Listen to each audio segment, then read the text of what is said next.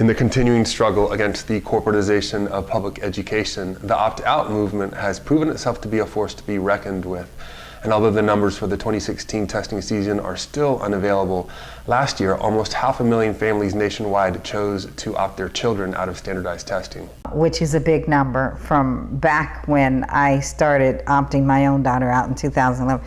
It is growing exponentially. All states are represented. All states have their individual state opt-out coalitions, and along with a lot of them have their own district opt-out coalitions. So it's pretty big. However, of course, like any movement that grows that's against the policy and against the corporate establishment making the money they want to make, they've come back with some fodder. The current Secretary of Education is trying to put pressure on the states and individual districts to force them to come up with punitive actions. They're violating very important Supreme Court decisions in trying to force people to engage their children in what a parent can determine and see, have the evidence that it is damaging for the child overall. This stuff will eventually end up being heard in the courts.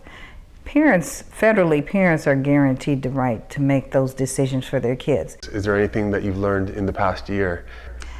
Well, one of the biggest things is we've learned that as our movement grows, they come back with more egregious policy to try and stop it.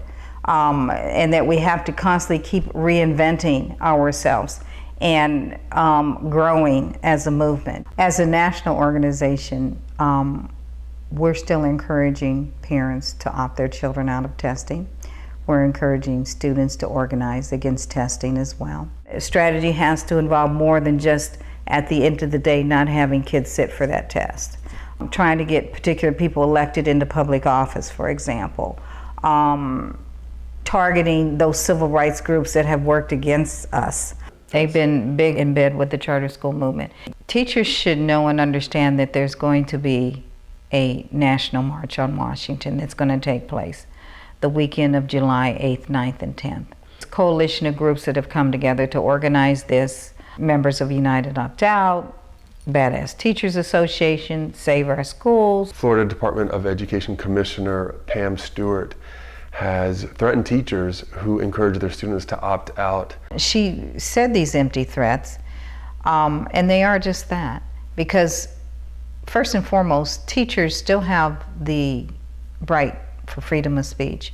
They have the right to identify with political policy that is to their liking, and they have a right to advocate in their community for policies that are of their liking. And she knows that. She knows that. U.S. Secretary of Education John King would be well advised to scrap the failed policies of his predecessor Arne Duncan and get to work implementing the research-based learning strategies proven effective in the highest performing school systems in the world. This has been From the Desk of, I'm Enrique Beloira.